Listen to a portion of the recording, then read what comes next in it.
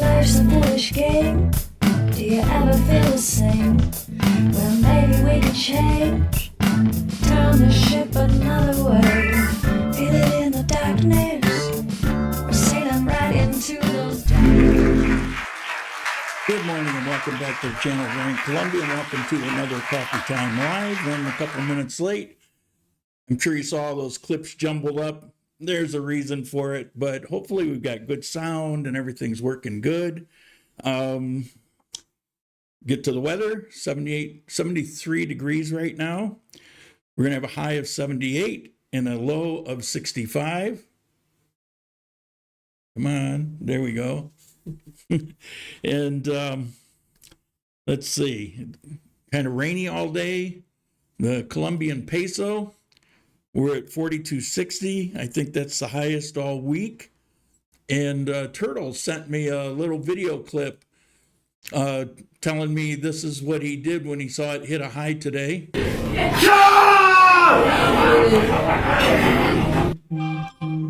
Yeah, he watches it. He watches it like a hawk. He's definitely into monitoring that. A couple quick things here.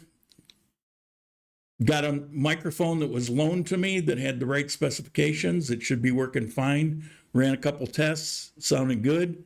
Owen says sounds good. SCC sounds good. So it must sound good. It's not perfect, but it sounded pretty good. Let's see. There we go. What did I do? What did I do to deserve that?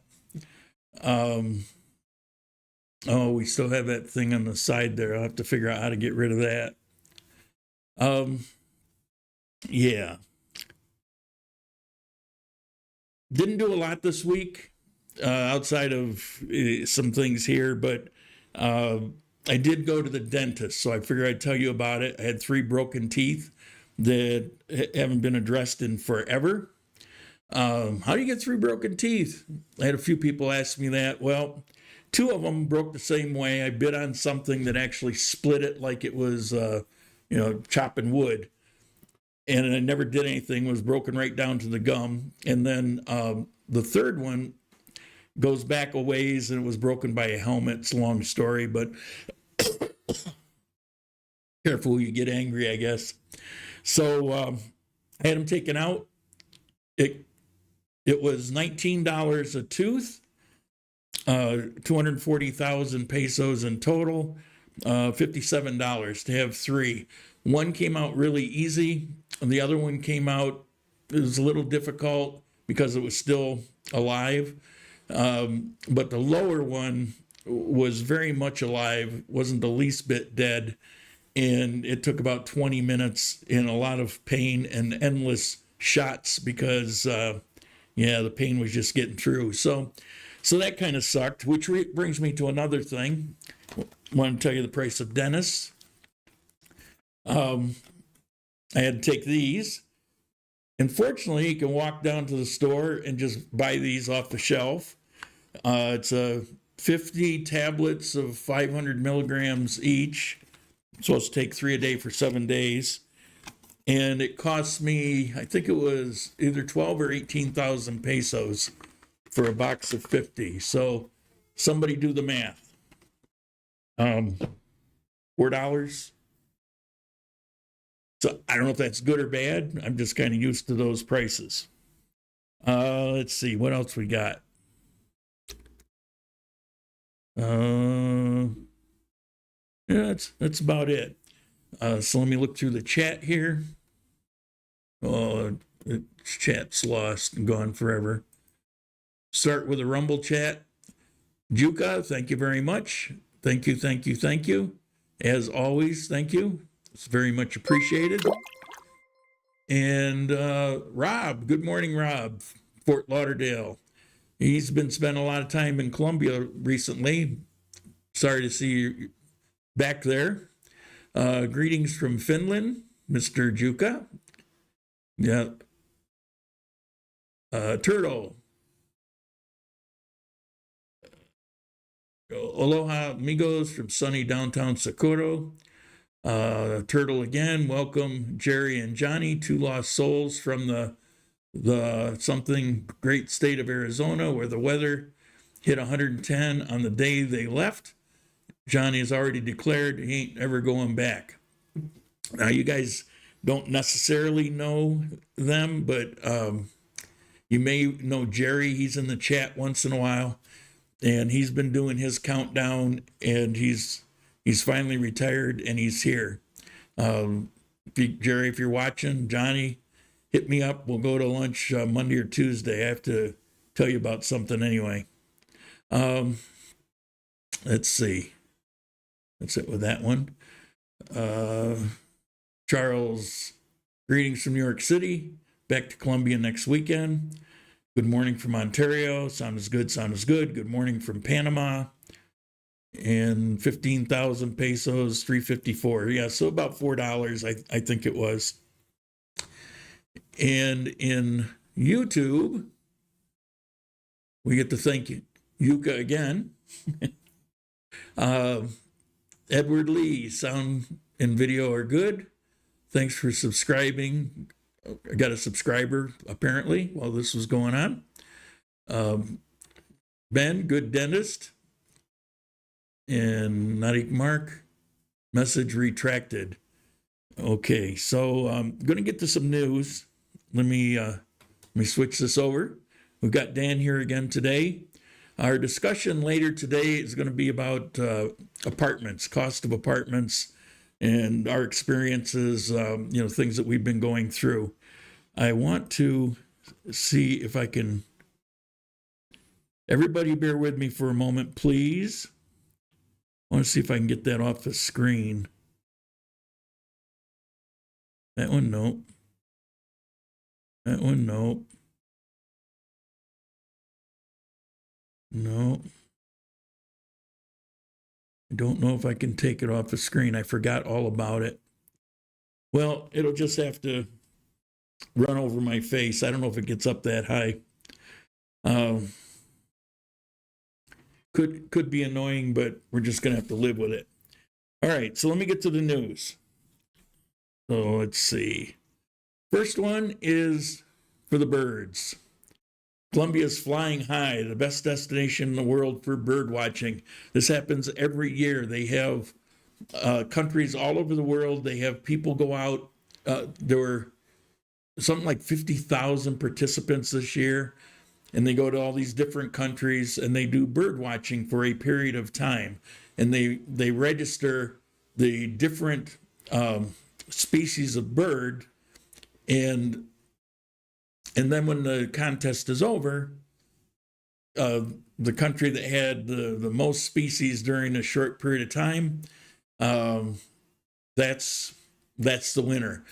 And Colombia always wins, and they always win by 100 or 200 species. Colombia has just shy of 2,000 species of different birds. This year in the contest, they spotted, I don't remember the exact number, something like 1,450. The next closest was 1,300, I believe. So congratulations, Colombia, if you're into the birding thing. I am absolutely not, but I have a friend who has a business that does that, and he's always busy. So there must be a lot of birding people in this world. What do you think of birds? I think they're lovely, but I'm not knowledgeable. Let me get that off there. Got things popping up all over the place here. Oh, I see why. All right. My phone, it was reading my phone. All right. Let's see. What's the next one? All right. This is I'm not putting this up to freak you out, but you can certainly freak out if you want to. I mentioned this a year ago, and it's time for an update. Quindío faces dengue outbreak with 7,000 cases and 7 deaths. Now, understand that this is over a year. There's not currently 7,000 people in Quindío. It's over the course of the year. There's been 7,000. And they say Quindío, but it's actually Armenia. And here's a map of Armenia. I'm the orange arrow up at the top. And if you look down at the bottom, there's 2 neighborhoods. It's basically isolated to those 2 neighborhoods, as it was last year. And the problem is standing water, things like that. It doesn't get addressed. And so it just kind of proliferates. So, I always tell you the good with the bad. I figured I'd tell you that. I'm not the least bit worried about it here because we don't even have mosquitoes where I live. But if you're down in the south and you're in those barrios, use off. Let's see. Next one. What's next one? The labor. They just passed a new labor law. And it fits in with the theme of things that we talk about almost every week.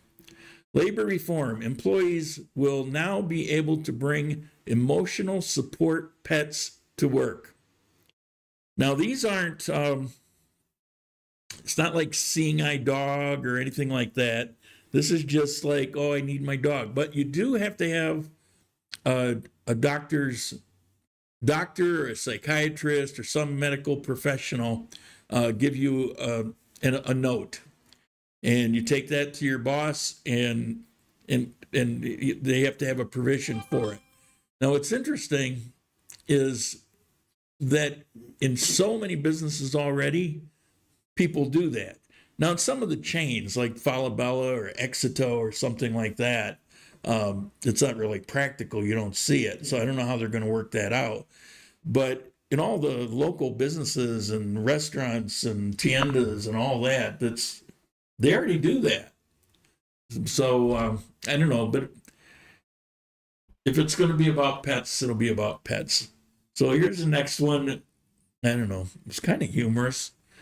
2 police officers injured, not that part, after responding to a brawl in Armenia. Now, first of all, the 2 police officers, they're auxiliary.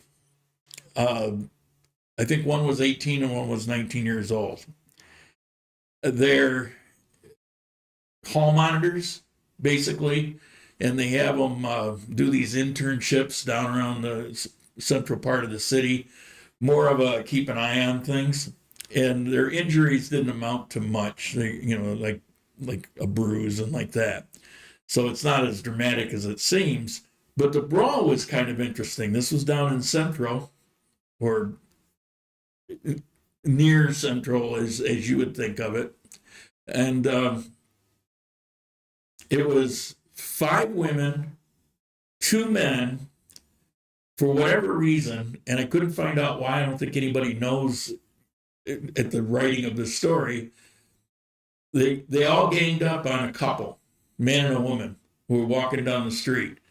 And somebody in the article, it's possible that words were exchanged, but nobody really knows. They couldn't definitively say that.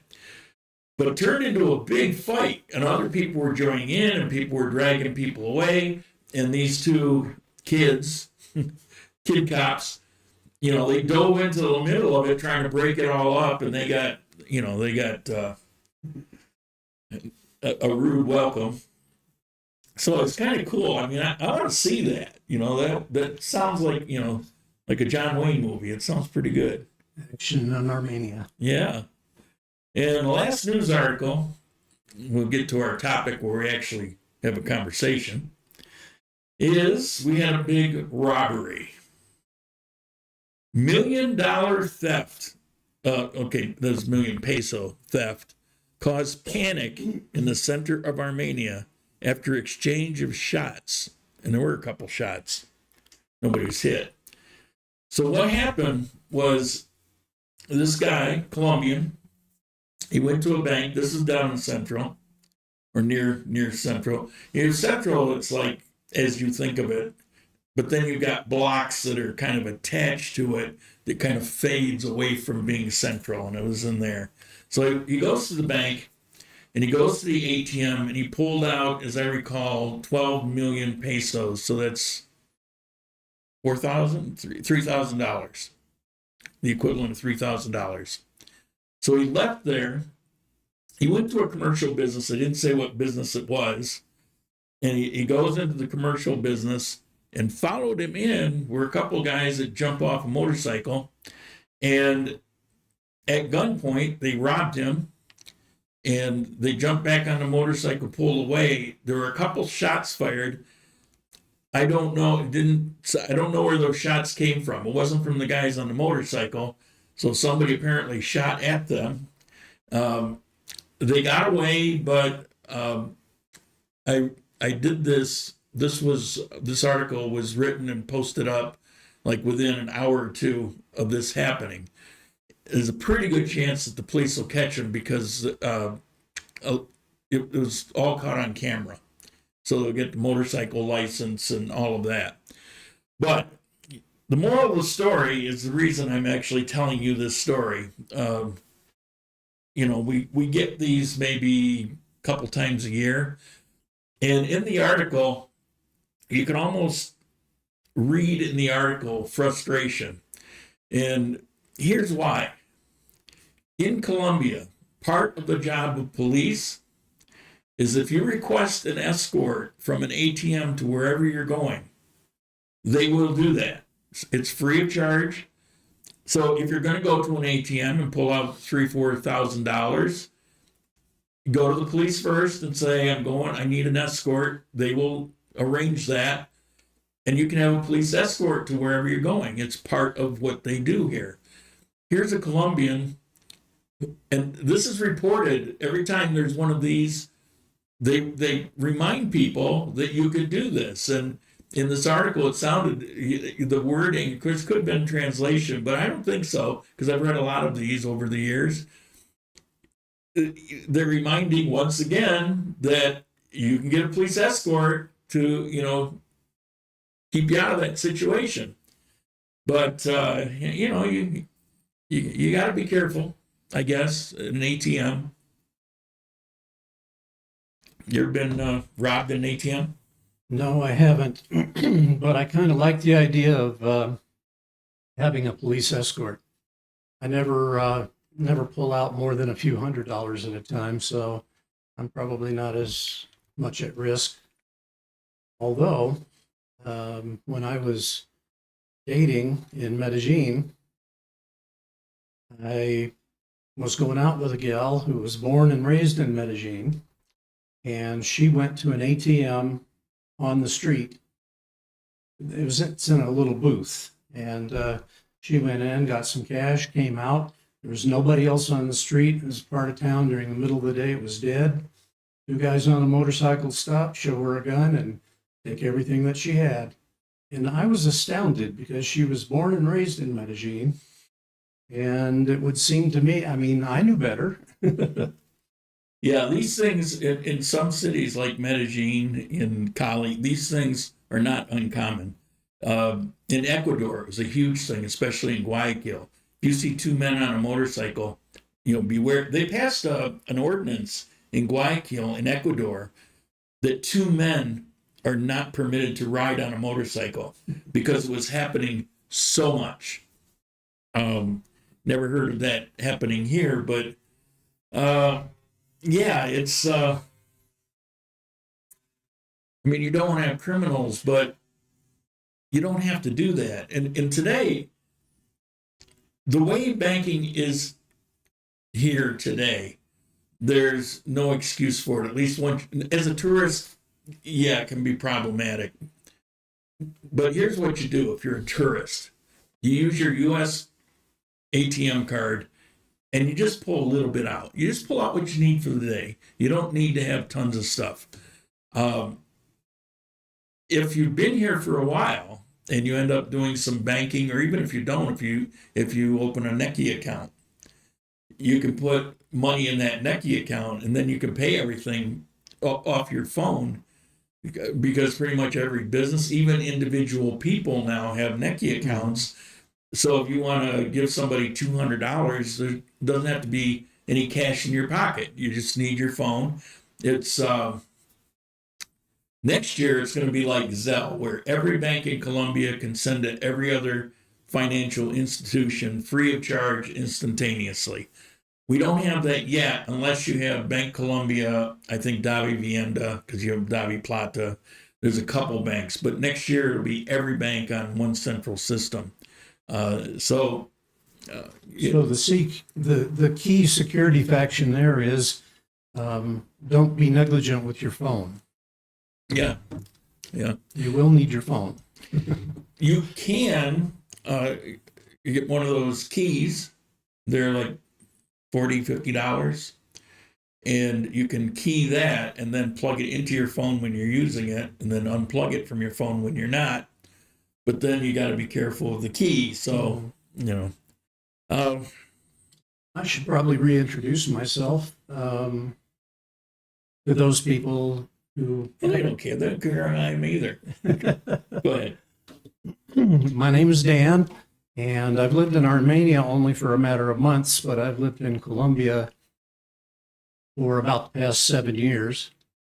I'm married and have a daughter, and we're really enjoying the change of weather, moving to Armenia from Ibagué, where it's a little bit warmer. And this past year it was too warm. So we have relocated to Armenia, and we're having a good time. Yeah, to me, every year's too warm up there. Let's see. Let's check the comments and we'll get to our topic.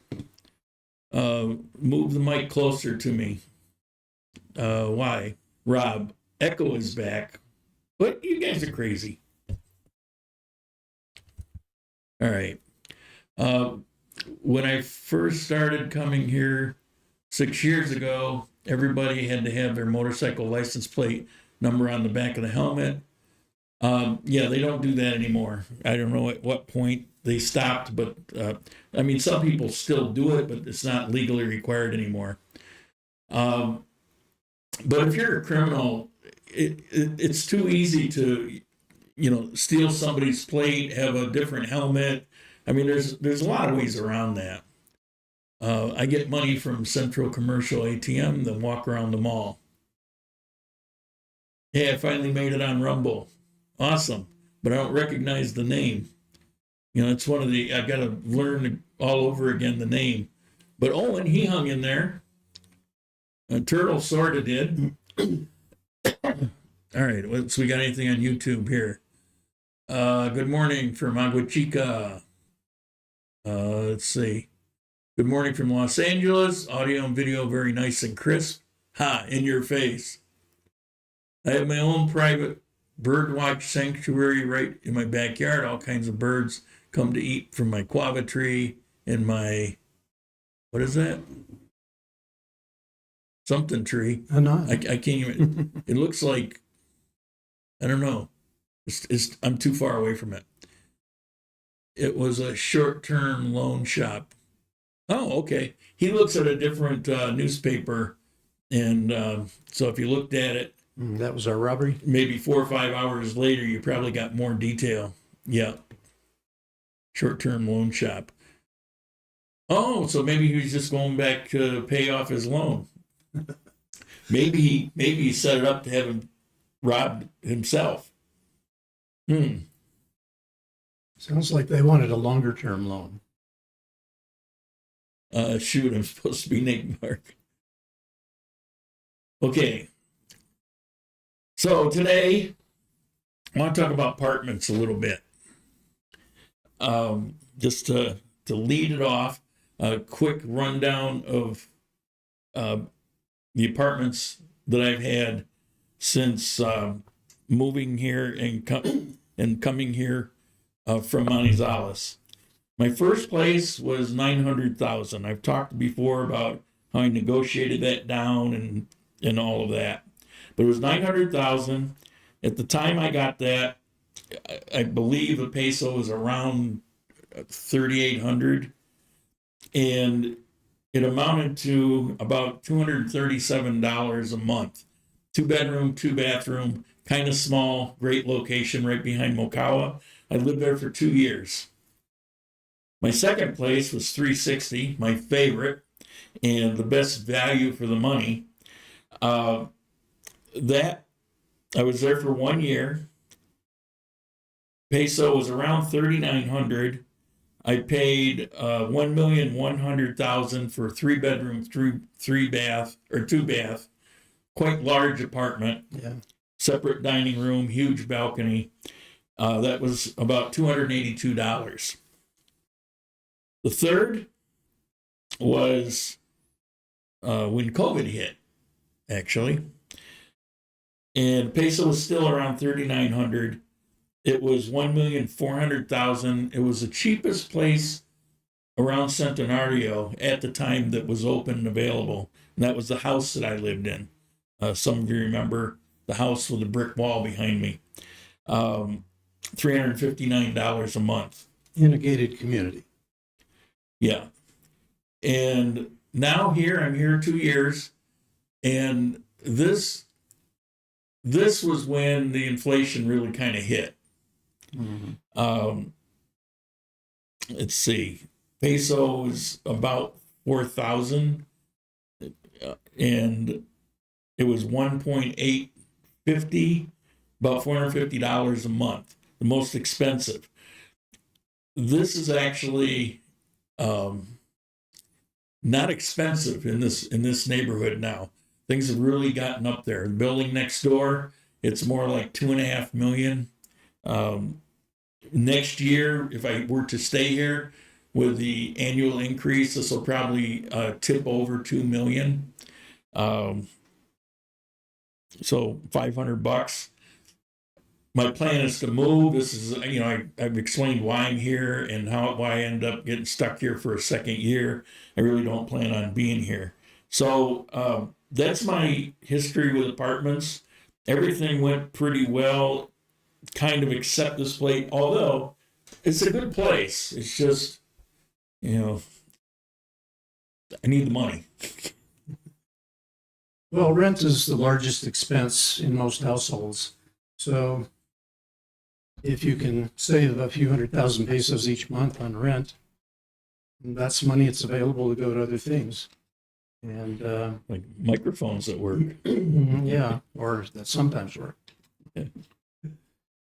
When we recently moved to Armenia, we looked at all different kinds of places in different price ranges. And not being that familiar with the different parts of town, I contacted our mutual buddy, Mike Jarvis, and kind of asked him for some advice because we seem to have kind of similar value systems in some regards. Cheap. Yeah, I kind of want to live like a Colombian, So, No, everybody in this building's Colombian. yeah, I know. Go ahead. You're the token gringo, right? Yeah. So, well, I'm the same in our complex, especially with the part of town that we moved to. So, we found a place, and I'm going to do a video tour, which I could not do this past couple of weeks because my wife's mother, sister, and niece came to visit for 8 days. So it was chaos the entire time. But this coming week, I will have a video tour of our two-bedroom apartment. It's nothing particularly fancy. It is in a complex with security and a swimming pool and everything's perfectly nice about it. But we are out in the barrios. There are just occasional apartment buildings out among the neighborhoods where in the part of town we're in. Fortunately, there are several river canyons that run through that are full of greenery. And so the area is much cooler than much of what part of the town is considered the south part of Armenia. So there aren't many gringos out where we live. But we pay 850,000 pesos a month, which is, I don't know, somewhere around $250 probably. And then with utilities, it would bring our total cost of housing to around $300 US per month. And it's 2 bedrooms, 2 baths, plus an office nook, place where I have my computer. And it's perfectly adequate for us. So I'll be doing a video tour this next week. So when you lived in Ibagué, what part of town did you live in, and what you live in there?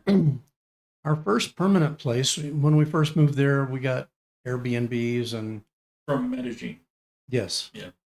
And we kind of looked around, and before we nailed something down, we had an amazing place, and much like where you're located here, it was really kind of a luxury apartment. We had the top floor. It had air conditioning. Very, very nice place. 3 bedrooms, but it was really much larger than we needed. But it was so wonderful. We stayed there 3 years, and the rent was finally over $1 million pesos a month. And we decided to move out to an area that would be closer to some of Bridget's family. That turned out not to work real well for several reasons, one of which is apparently that part of town is indeed hotter than where we had lived before. The first place was within 2 blocks walking distance of the only Éxito superstore in Ibagué. So the probably the best store in town was our convenience store. So that's why we stayed there for 3 years. There was nothing that we wanted for in Ibagué. But when we moved out towards the airport, the weather was hotter, and I don't know, it turned out being too close to too much family all at once was not always desirable. So after 6 months there, we decided to relocate, and that's when we decided to come to Armenia. Cool. How can I put this delicately? If you're coming to Armenia, like Jerry and Johnny, and you're going to be looking for a place to live, I'm going to give you a priority of the absolute worst thing you can do, the next worst thing, and the best thing you can do. The worst thing you can do is connect up with a gringo real estate guy, real estate in quotes because no license or anything. Absolute worst thing you can do. If you want to pay a third more for your place than even the owner is looking for, then that's the route for you. The next worst thing is to hire a real estate agent, like I did this last time around, so I could make a video. Went into it with eyes open. Not the worst thing in the world, but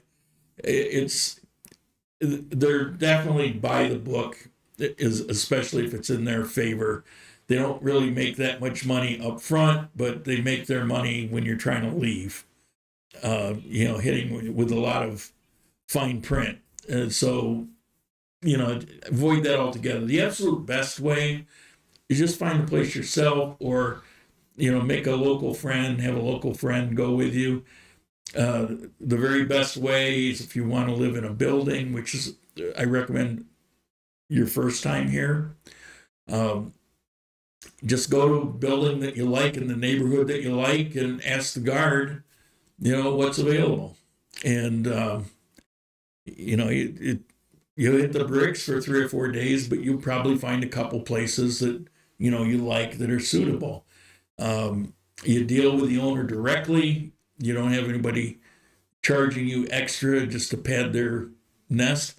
I don't mind, if they're making money, like in the US, you get real estate agents, they make some money, but they're providing you a service. But here, if you get a real estate agent, they're not going to look out for your interests, and they actually don't even look out for the owner's interests.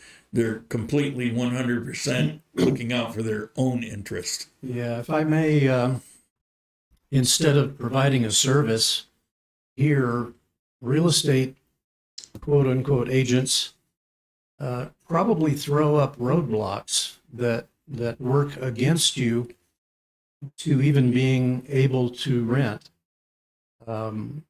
There are two common situations, one of which is that they want to get an insurance company to guarantee that you will pay the rent for the entire term of the lease. The insurance company will put you through an analysis kind of ringer as if you're Colombian. Only if you're not Colombian, you don't match up to any of their requirements, and therefore it's unlikely you'll be approved. Now, I've lived here 7 years, and we did get approved by an insurance company, which in that case, the lady was requiring that we be approved by the insurance company before she would even show us the apartment. Well, then we didn't like the apartment. So she totally wasted time of hers and the insurance companies. The second way that they kind of throw up a roadblock is if they are actually surreptitiously the one making all the choices. The owner just wants the place rented. Right. And the agent will hold themselves out to you as the property manager, more or less. You'll pay your rent to the agent, then they'll turn around and pay the owner, and that's where they make their cut. Mm-hmm. So they may make the rental price, they will determine the rental price, and they will charge as much as they think you will bear. And or they'll negotiate with you. No, see, I don't have a problem with that part of it because I've lived here enough to know that whether it's a good price or not. But if you're new here, you don't know. Exactly. And that's where the gringo people, they know exactly how to prey on you because you're going to say, well, I want somebody that speaks English, somebody I can relate to. He's going to look out for my interests. And they're taking full advantage of that situation. It's like the worst of the worst. As far as the insurance goes, you're right. Now, the agent I went through is probably the most reputable of them. It was Key. And the way they did it is you find your place, and if you like it, then the next step is go through it. I've been here long enough. Basically they have credit reports, Right. And so I'm stellar, all green. So that wasn't a problem, but it was a $200 or $200,000 fee. But the way they do it is that fee goes back into the cost of running the apartment. So it's deducted back out. So ultimately it doesn't cost you anything. As long as you rent the apartment. As long as you rent the apartment. And it does carry over if for a short period of time. If you went to another place or whatever, you still have that verification. But it's better just to not do that. It's easier to do it yourself. Yeah, absolutely. Than to jump through the hoops and then have to worry every step of the way. And they isolate you from the owner. So if you have problems, I had an issue here and I couldn't get a hold of the owner and they didn't really want to do anything about it. And it took months, and eventually I got the problem solved, but they were absolutely no help. And I told them, I said, well, but I'm paying you. And you could probably get a lawyer and maybe that'll break the lease. But who I'm not living here to deal with that kind of crap. Right. If I want that, I go back to New York. I want things to be simple and easy. And, I'll struggle with a microphone because that was my choice. But, for a place to live, it's like you just don't want to go through that. When you were in Medellin, what did you rent places there?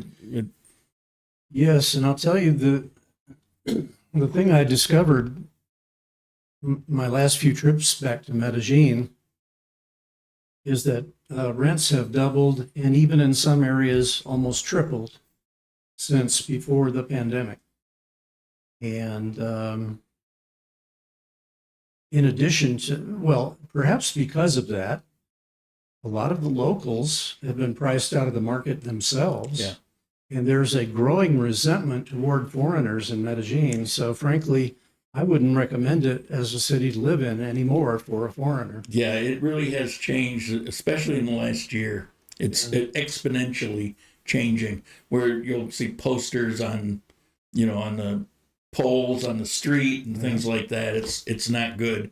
And then you had that Colombian woman in Panama murdered by a gringo, and that gets all blown out of proportion. And, it's just, I never would live there anyway because of the pollution, the sheer size of it, and the traffic. Yeah, you didn't like it before, but you really would not like it. But now when the rent's 4 times as high and the parks that used to be safe, now, you got to keep your head on a swivel. It's just changed a lot. I got a couple comments here. To the guy who's asking about Hotel Mokawa, it's Mokawa. Send me an email and I'll advise you on that. There's my email up at the top. Let's see. Hola de Mario. My pad in Socorro is new and spacious, 3-bedroom, 3-bath. Yeah, but you're in Socorro. It's a gorgeous place. What's the fastest way to travel from Medellin to Armenia? Is there express nonstop bus? Yes. And the road's open now. So it used to be 8-9 hours is now more like 4 hours. It's about the same time to go to Cali, which it's a piece of cake. You could fly. Flights are, well, it varies, but some of the national airlines, there's a couple that are really cheap. You're only on it for like 40 minutes, so who cares? And they're like $35, $40. So, either way. With the time at the airport on either end, yeah, a lot of times I would just rather take the bus. Well, not only that, I actually like the bus because you kick back. Those buses, the seats go way back. They're practically a bed. Yeah. They're like that recliner, and they'll have TV and all of that. It's very comfortable. They'll stop for snacks or whatever. They've got bathrooms in the bus. It's a comfortable way to travel. And you get to watch things that are going on. I mean, if you're not in a rush anymore, you get to see the scenery in between. Yeah, scenes. and you'll see things.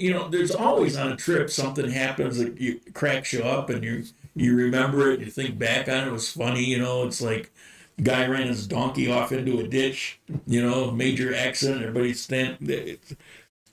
I like the buses, but you have other ways. Let's see. What's fastest way? What hotel do you recommend 3-4 night stay? Yeah, I said send me an email. The resentment to foreigner in Medellin is exaggerated. Most países welcome foreigners. Well, it's not exaggerated because it's there and it's real, but nobody's saying it's everybody. It exists now, and to run into it is not unusual where it used to never happen. You used to never run into it. So you see it growing, you see it in conversations, you see it in Facebook forums, you see it on posters on the street. Those things weren't there before. And the thing is, if you're seeing it like that, what's it going to be tomorrow? And because there's reasons for some of that goes on. And then you get replies like in forums where, you get all these jerks from the US that are the Karens, and they'll complain back about, well, it's, you like our dollar. Basically, they're very arrogant and condescending. And, it's you get all this stuff going on. It's not good. There's a toxicity that's running through there. So, it's there. Trust me. Well, six or 7 years ago, 3 years, no problems. The posters came and went. That's true. They got torn down. If you were there 6 years ago versus now, and I'm not saying you have problems. I wouldn't hesitate going there. I just wouldn't want to live there because you say it's minimal, but what is not minimal, it's become a daily event, is getting your cell phone or your wallet pocketed in Poblado. They never used to go to Poblado at all. So, I mean, I hear what you're saying, but it's like it's like a liberal who's all for the criminals until they get mugged, and then they become a conservative. I appreciate what you're saying, and I don't dispute it. I completely agree with you, but that problem is there and it's growing. And in 3 years from now, you might look at it differently. You might say, oh yeah, now I'm seeing it. What's that one? Medellin resident for 4 years now, agree with the general sentiment about Medellin, and now particularly inhospitable for retirement age people for the reasons you identified. Possible to get a nice 2-bedroom apartment in Armenia, $500 a month. it's possible to get a nicer 2-bedroom in Armenia for $300 a month. Or 200. Yeah. 500 would be a lot for a 2-bedroom. Mm-hmm. It would be mid to upper, slightly more than mid-range for a 3-bedroom. Crime in Medellin not as bad as 2 years ago. Yeah, okay. Well, it did certainly get worse because of and during COVID, the pandemic. Right. But it's not as hospitable as it was 6 or 7 years ago. When I was taking a walking tour in Medellin some years ago, we had strangers come up to the group because the tour was in English, so they would hear the tour guide talking in English. We had strangers come up and say, "Welcome to our country. We're so glad to have you here." Because they were encouraging tourism. The locals appreciated the infusion into the economy. Now they just resent the foreigners. There's this thread of resentment. And so when we talk about that, it can be interpreted as, well, that's how it is everywhere for everybody all the time. And that's not what we're saying. But we're saying that there's something there that didn't used to be there. Right. It didn't exist before. And to measure it, you say, well, the crime's going away. Well, the stats wouldn't suggest that. So, I don't want to argue that back and forth. But, you're not the only one familiar with places. Yeah, the reason I know these things is I made 3 trips back to Medellin for the express purpose of finding a place to live in order to return there. I wanted to live in Medellin. I love that city. But it's just not the same as it used to be. Yeah, for me, I just don't like big cities. The traffic is just unbearable, and there's no cure for it. And the pollution. Now, the pandemic certainly helped, for a while. Took people off the street. But it's like, I don't know. I think my eyes are overly sensitive, but, it was like, it bothers my eyes. And it's not every day. I mean, some days it's just beautiful, but other days, the air just kind of gets hung, just hangs, what I'm talking about, just hangs there. Yeah, the valley is a bowl. And that's when I would feel something like that. So, but that's me. Other people, they could care less, so. Ever since Colombia instituted the digital nomad visa, things have gone. I don't know. Maybe not. I think it's all to do with COVID.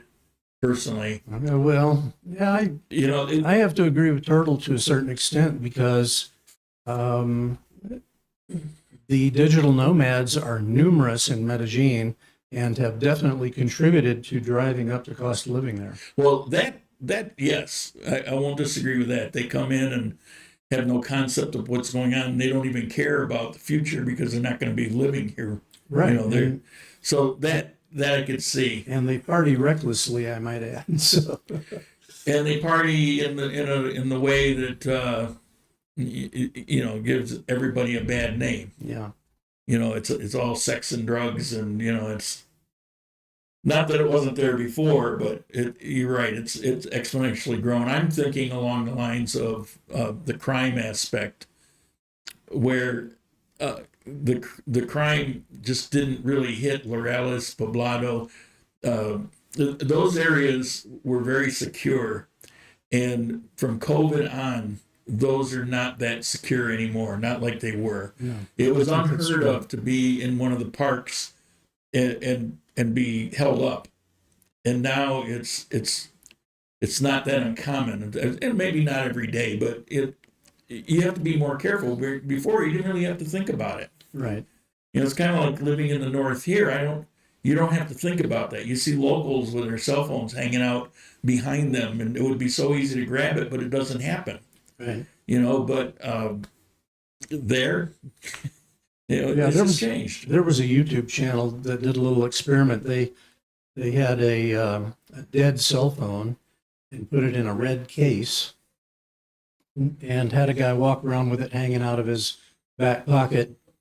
They were surprised that he walked around for maybe an hour or two before finally it got snagged. And you have to watch the video in slow motion to see the theft happen. They're skilled at what they do. They incidentally found him on a later visit and interviewed the thief.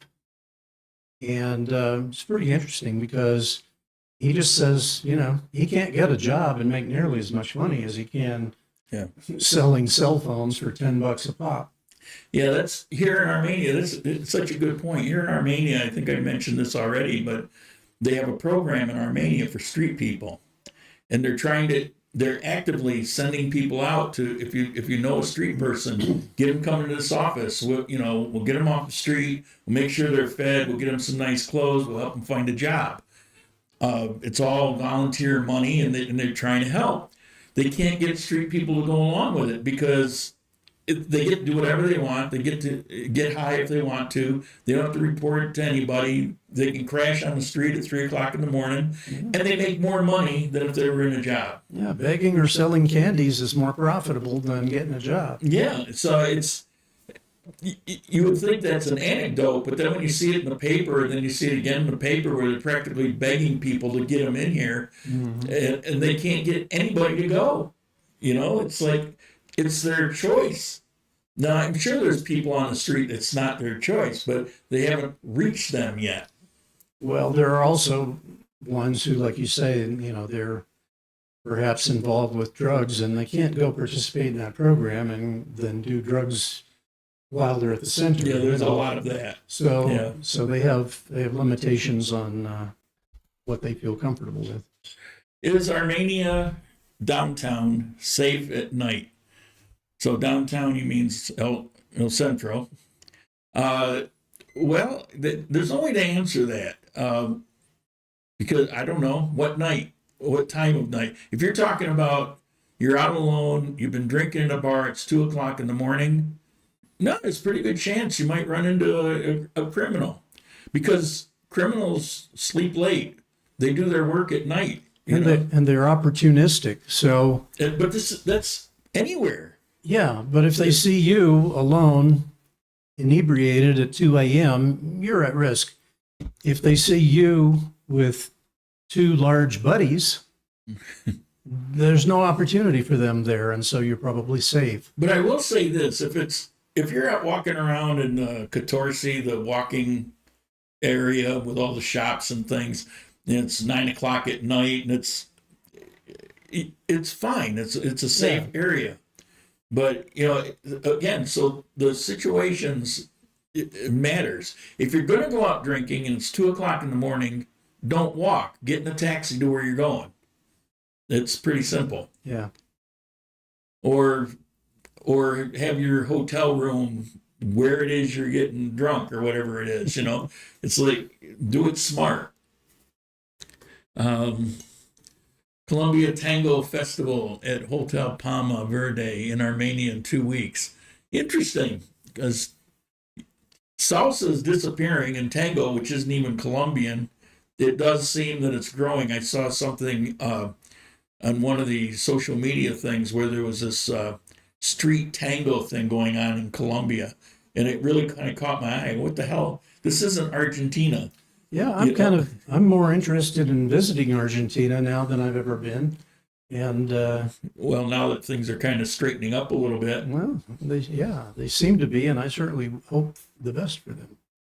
All right, let's check for it. We about run our course. If you have any questions, get them in now. If you have any comments, get them in now. We're going to be signing off here in a minute or two. Did I miss anything there? How are you buying beef now? Still mail order. Price Smart looks like best bet for me and Collie. Problem with Price Smart, at least in Pereira, is you never know what they're going to have. One day you might have some nice Angus beef. Next day you might have Angus that's a bad cut, or you might not have it at all. They usually have a pretty good selection of beef from Chile, from Argentina. They'll have Paraguay. They'll have a number of countries represented. That particular cut doesn't really matter because you don't know what it's going to be. Yeah, they butcher beef completely differently, so the cuts here are frequently unfamiliar to you. Because I'm doing the meat thing, my last shopping I did was mail order. I wasn't real happy with, I got ribeyes, but they weren't ribeyes, so I wasn't real happy with that. They were more like skirt steak, which is good, but I paid ribeye price, Yeah. so maybe it was an accident, but I'm not real happy with it. Their porterhouse or T-bones were outstanding. No, that's Colombian beef. It was outstanding. But Exito carries Angus beef. It's kind of pricey. That maybe more special occasion kind of thing. I eat more pork than I ever did because the pork in Colombia is the best I've ever had. And I've been to a lot of other countries, and Colombian pork, of course, they have a what do you call it? A society, a group to sign up that does verification, kind of like I don't know. Help me out here.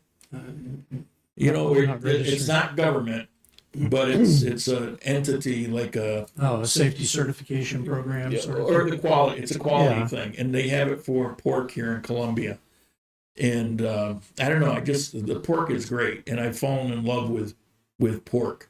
Unfortunately, my wife is averse to pork. A lot of people in Colombia and Venezuela don't like it, which is crazy. I think it's the best meat here. Going back 30 years ago, there used to be a problem with trichinosis, and they don't realize that's largely been solved. It actually would be solved with cooking the meat well, which they usually overdo here, in fact. But anyway, she has an aversion to it, so we don't eat as much pork. But pork is generally tender and fairly inexpensive here. Colombian beef, because it's not grain-fed in a feedlot for a couple of months, tends to be a little tougher than you may be used to in North America. Don't get me going on the Uber thing. Include in the email. Mention that, and I'll say something about that. You don't want to do Uber. They're not only illegal here, but they're actively arresting them now. Since the last time I went on a rant, they are actively arresting them. So just stay away from it. Taxis are cheap. They're safe. You don't save anything with an Uber, at least in Armenia. They're registered. You know, it's like, don't screw around.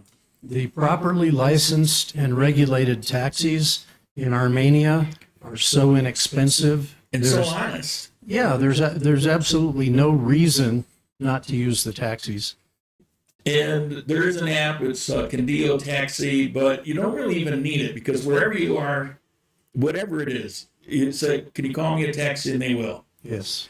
But out on the street, there's taxis everywhere anyway. But like I leave my building, I don't wait on the street, although they go by pretty often here. I just tell the guard, call me a taxi. 3 minutes later, it pulls up to the curb. You know, it's like stores, restaurants, they'll all do that. Let's see. Last thing here, let's see. Hi, my wife is a Colombian, and we plan to retire to Colombia. I love Armenia and the coffee region. Armenia is a beautiful town.